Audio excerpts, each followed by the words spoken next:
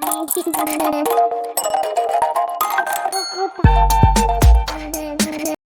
Everyone, इस video में बात कर लेते हैं जेके टायर एंड इंडस्ट्रीज़ की। क्विकली एनालिसिस देख लेते हैं। चैनल को लाइक एंड सब्सक्राइब करना मत भूलिएगा। तो जेके टायर में आप देख रहे होंगे कि आज एक अपवर्ड मोमेंटम देखने को मिला है। हालांकि आप देखें तो कुछ दिन से स्टॉक चल सही रहा था, बट साइडवेज था क्योंकि निफ्टी थोड़ा अंडर प्रेशर था।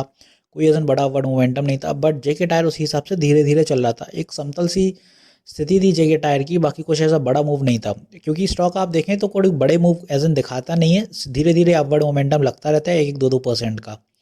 यहाँ पे भी आज जेके टायर में एक सडन मोमेंटम देखने को मिला। और अगर आप देखें तो आज पूरी ही इंडस्ट्री है, जितनी भी टायर वाली, सारे ही अच्छे चलते हुए नजर आए।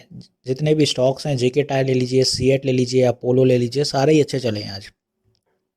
तो यहाँ पे आप देखें कि जेके टायर में आज जो ऊपर लेवल देखने को मिला है अपन को, हर्डल फेस होते हुए नजर आया 430 के अराउंड।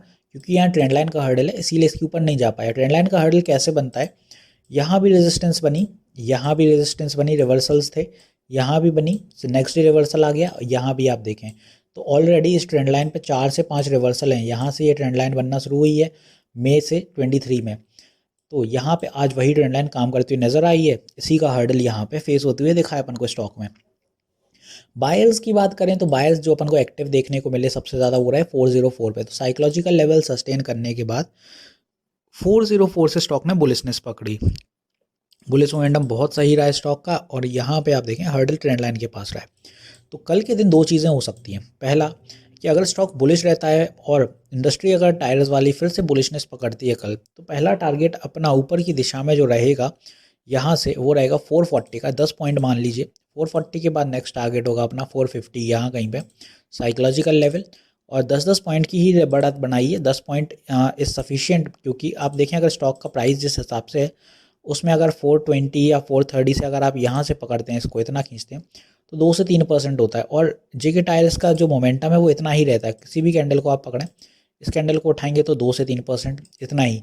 2 से 3% में 10-10 पॉइंट की कैप्चरिंग ईजिली रहती है, और ईजी कैप्चरिंग में आपके ट्रेलिंग स्टॉप लॉस शिफ्ट होने में भी आसानी रहती है। और जब टारगेट्स होते हैं तो कहीं ना कहीं आप देखें कि आपके लिए अचीवेबल हो जाते हैं और आपकी साइकोलॉजी वेल बिल्ड रहती है। तो ये तो होगा टारगेट्स ऊपर की दिशा में। सपोर्ट की बात कर लें वहीं कि सपोर्ट कहाँ रहेगा स्टॉक में, तो कल अगर एनी मोमेंटम अगर अनस्टेबिलिटी रहती है तो पहला सपोर्ट यहाँ से बनता है अपना 415 पे, ये वाला। Next support will be eight somewhere here 407, और जो तीसरा सपोर्ट होगा 404 402 यहाँ पे। क्योंकि स्टॉक 400 ब्रेक नहीं करेगा किसी भी हालत में। ऊपर से अगर रिटेस्टिंग होती है तो मैक्सिमम 414 या 415 तक, क्योंकि यहीं तक पुल बैक बनेगा और यहाँ पे स्टॉक फिर साइडवेज हो सकता है। क्योंकि स्टॉक अभी भी बुलिश है, मार्केट भी बुलिश चल रहा है। निफ्टी ने 2 दिन से रिटर्न्स थोड़े अनस्टेबल हैं, बट वो कहीं ना कहीं बैंकिंग सेक्टर ज़्यादा अफेक्टेड है। बट यहाँ पे देखें तो ये इंडस्ट्री सही काम कर रही है अभी भी। तो यहाँ पे अगर स्टॉक फॉल भी करता है, क्योंकि ट्रेंड लाइन का हर्डल है, तो साइडवेज हो जाएगा स्टॉक, भागेगा नहीं अगर ऊपर। और स्टॉक में वीकनेस जो होएगी वो आएगी जब जब स्टॉक नीचे की दिशा में आते आते 389 ब्रेक कर दे, या फिर टू बी प्रिसाइज यहाँ से और नीचे अगर आता है तो 375 ब्रेक कर दे, तब कोई वीकनेस होएगी। अदरवाइज अभी कोई वीकनेस नहीं है, स्टॉक साइडवेज होगा, पुल बैक्स रहेंगे, क्योंकि यहाँ पे हर्डल है तो ऊपर जाने में थोड़ी दिक्कत होगी इसीलिए।